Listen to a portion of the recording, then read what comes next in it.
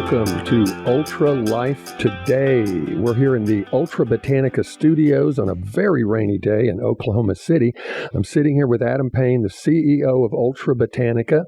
I'm Josh Bellew, Chief Product Evangelist, and we have a very special guest, Dr. Charles Gant. I'm going to give either Adam or Charles an opportunity to, don't read your whole CV because we don't have all day, Dr. Gant, but anyway, to introduce yourself and say a little bit about yourself, please. Welcome, Dr. Gant. Yes, thank you. I've completed my 5th decade of practicing medicine, so I'm kind of an old guy and have seen it all. From the beginning, I was suspicious about descriptive medicine, where you make a diagnosis and you throw a drug at somebody, which is still the main paradigm that is used in healthcare.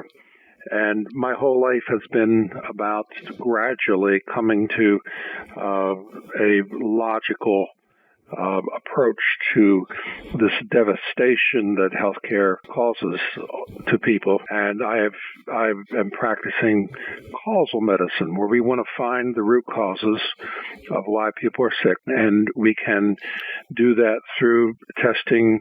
I do a wide array of genetic tests.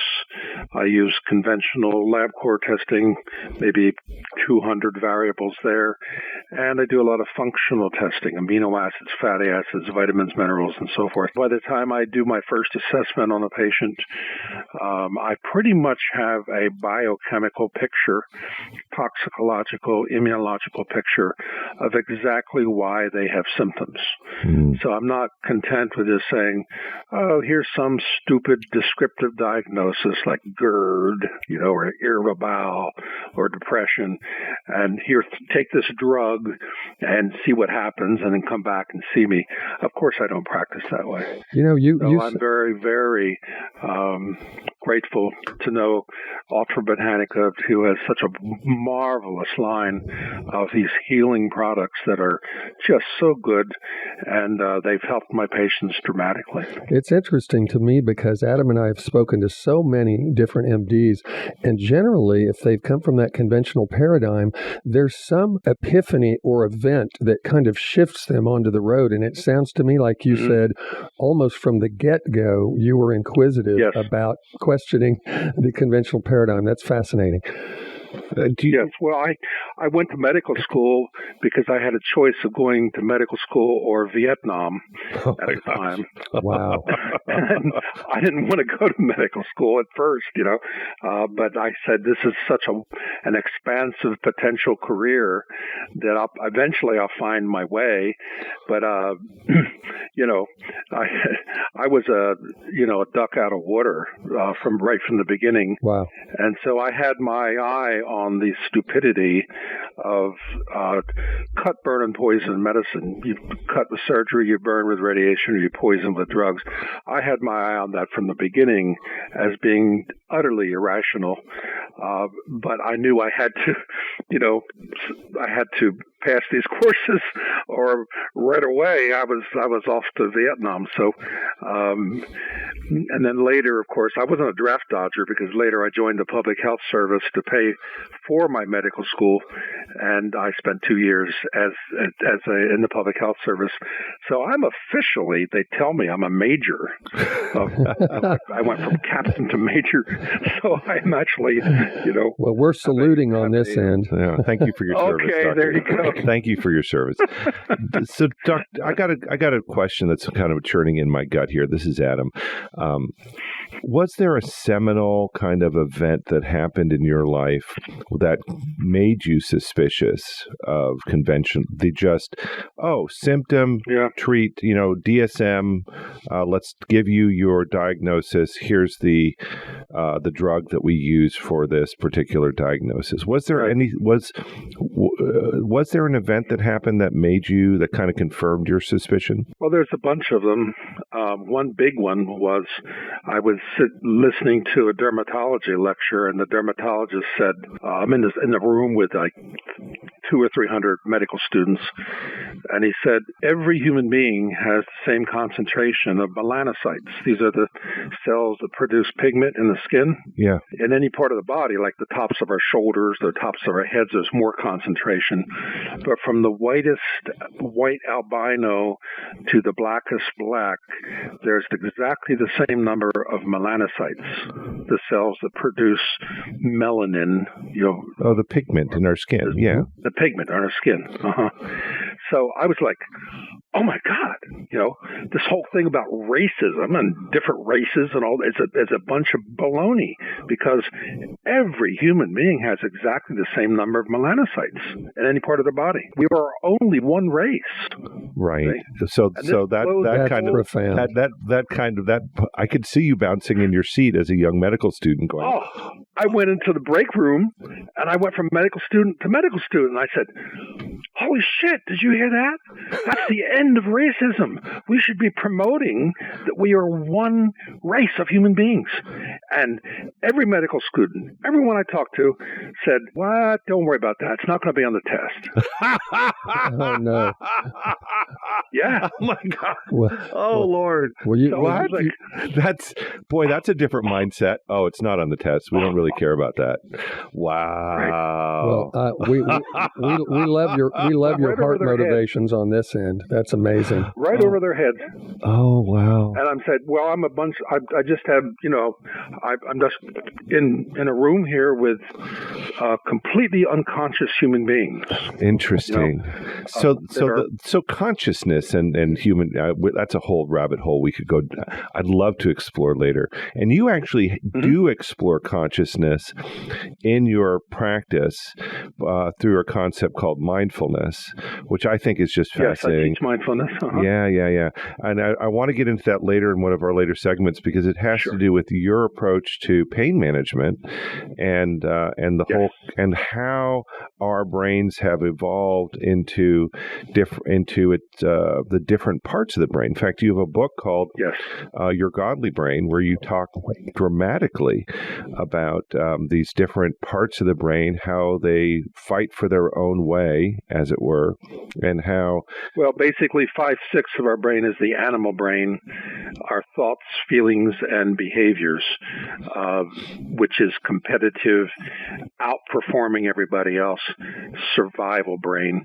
But this 1/6 of our brain, the prefrontal cortex, the most evolved part, is the part where we care for one another, compassion.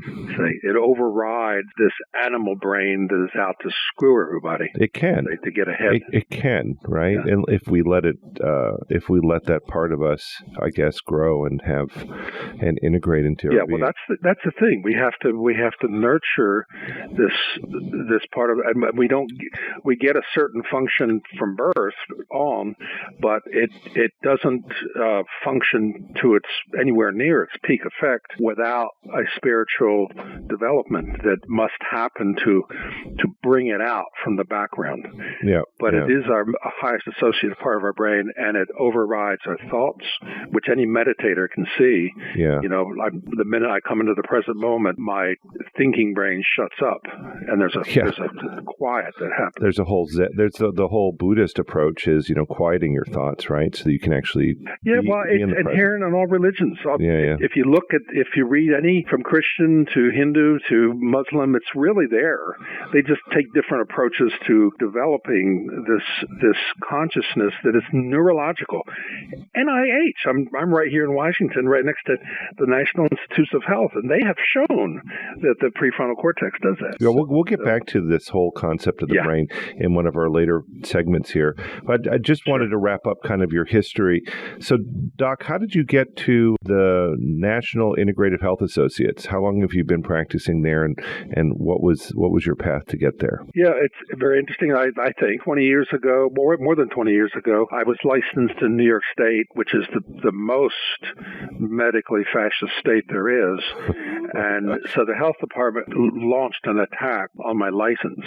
What? And I did have my license suspended for about 6 months, and then I was put on probation for 5 years. I won the case. I mean, we cut them to pieces. What were they? I'm just curious. What were they attacking you about? Oh, they pulled 10 charts, and they proceeded to say, oh, you didn't dot this I, and you didn't put a date there, and you didn't sign that form. Say, it's all just paperwork stuff that they then said, you need to be put on, eventually, you need to be put on probation to learn how to do your paperwork right. Oh, my gosh. And so they suspended my license for 6 months, which was enough time to basically destroy my private practice. That's terrible. All my patients went away. And then I could only practice if I was being supervised. Well, this sounds like doctor. Some other doctor was maliciously just attacking you and trying to report you somehow, or some group of people. Was that the case? I found out, later I found out that it was a few psychiatrists, because I was always battling with psychiatrists. I was medical director of a drug and alcohol facility before that, and the pain manager, I would discharge a patient, get them sober, and they'd go into AA, and then they would go back to their pain management doctor and get on opioids, or they'd go back to their psychiatrist and get drugged up with all kinds of drugs. And before I knew it, they'd be back in treatment. They'd be all hooked again, and I'd have to detox them and so forth. So for years, I was battling these druggers out there who were just intent on filling people with psychotropic drugs. Right. So, it was inevitable that some of them would make formal complaints to the health department, and the Nazis would start to get to work and say, how are we going to get this guy? That's the New York fascist medical state, right? I get it. I get it. Yes. And that opened the door for you to make a transition to Washington, D.C. Yeah, so I came down here 2 weeks after my license was suspended. I enacted my naturopathic degree, so I'm also an ND. Oh, that's cool. And I was allowed to practice in Washington, D.C., which is this multinational community here. And believe it or not, Marion Barry, the famous ex-mayor of Washington, D.C., loved alternative medicine. And he put all these rules into effect that you've got to protect these alternative doctors because they're the future of medicine. That's a beautiful thing. I guess, before his addictions got the better of him. Yeah, exactly. What an interesting man. I came down, I practiced in Washington. I commuted from New York. I would come down here for a week, then go back to New York for a week. I did that for a couple of years and established my practice as a naturopath. And doctors, the MDs in the National Integrative Health Association were very nice about signing off on whatever I prescribed and so forth. So they were, even though I was a licensed ND, there were certain things the MDs could do that I wasn't allowed to do. So they were very good at and then when they realized, the books I'd written and the research I'd done, they were like, we're just glad to have you here, Yeah. And so they were very, very nice about all that. Okay, we are about to go to break now. You're listening to Ultra Life Today. That's Dr. Charles Gant. I'm Josh Bellew, sitting here with Adam Payne in the Ultra Botanica Studios. This is Ultra Life Today, and we will be right back. Our mission is to take nature's most beloved botanicals and enhance them with our liquid protein scaffold technology. This helps it reach your cells faster and better. With exponentially enhanced bioavailability, you'll feel better every day. Ultra Botanica, the feel-good curcumin. Welcome back to Ultra Life Today. We're interviewing a fascinating MD, naturopathic doctor, PhD, researcher named Dr. Charles Gant. I'm sitting here with Adam Payne, the CEO of Ultra Botanica. I'm Josh Bellew, Chief Product Evangelist. I would love to ask a question, Adam, that may lead us into this next segment here. Sure. Charlie, years and years ago, I began to get fascinated with amino acids. And then one day, a friend handed me a book book to read, and the book blew my mind. And then I'm in Adam's office one day, and he's talking to someone on the phone. And I had just finished reading the book about 3 or 4 days before this, and I'm hearing all these very familiar things coming out of the phone with Adam. And so when he hung up the phone call, I said, "Who was that?" And he goes, "That's Charlie Gant. We're friends." I go, "You are kidding me. I just read one of his books." And it is the most incredible case study I've ever seen on utilizing amino acids to be able to balance brain chemistry among individuals dealing with addictions. And so how in the world did you begin to learn how to utilize primarily amino acids and other supplements to be able to help individuals have healthy brain chemistry? I've never heard you tell me that. Yeah, well, it evolved, and then I was medical director at the Tully Hill Hospital, 60-bed rehabilitation, drug and alcohol, and I was able to put those protocols. They said, "Well, we don't understand this, but you seem like a good doctor and you really care, so go ahead." And so I launched into those treatments and developed them, treating drug and alcohol addicted people, and then that led to the publishing of the book End Your Addiction Now. Yep. 10 years later, which is maybe that was the book you were. It was the book, yeah. And by the way, if you wrote that or you had a ghostwriter, one of the best layman's books I've ever, for our audience, if you have anyone that is dealing with an addiction, Dr. Charles Gant, End Your Addiction Now. It's available on Amazon and other places. Yeah, it's a great book. Yeah, I did have a very good writer help me. His name's Greg Lewis, and he's on the cover as like a co-author.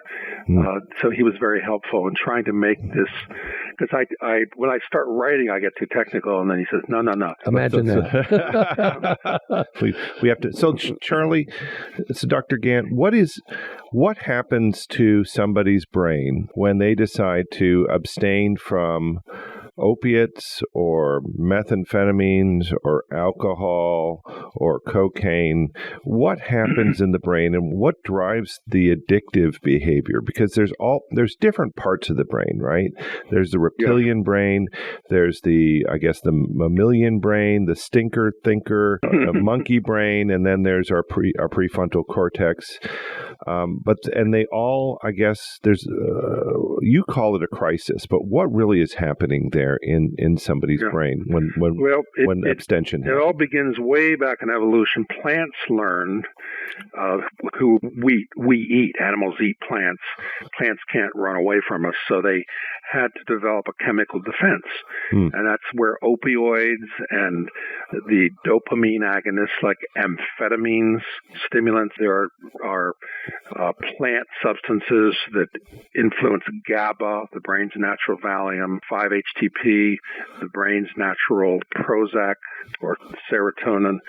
So plants learn through trial and error how to manipulate the brains of animals, which were their predators. And by putting those chemicals in the brains of animals, they generally lose their appetite, or they get so confused or dizzy or fall asleep that the plant has a chance to survive. Then you fast forward a few 100 million years, and here comes these smart anthropoid creatures, these clever monkey-like creatures, and they figure out that certain plants have these interesting psychotropic effects. Right. Yeah. These curious Georges, and so they figure out that we can use those chemicals, those drugs, to enhance certain features about our consciousness. And so the use of drugs goes way, way back. So here we come forward into more modern technology, modern farming, and now it becomes big business. The marketing of these chemicals through drug companies, through the alcohol, tobacco industry, through the underworld cartel in China, and South America are pumping chemicals through our southern border. It's big business now. It's just huge cartels and so forth. And so these substances simply mimic our natural stress hormones. That's all. So we have these natural stress hormones that are supposed to be used to help us cope with life, and these chemicals take their place.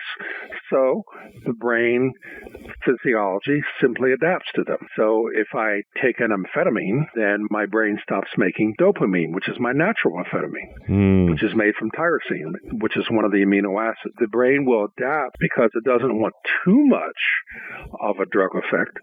And so the more I use the drug, the less of the natural neurotransmitter I make.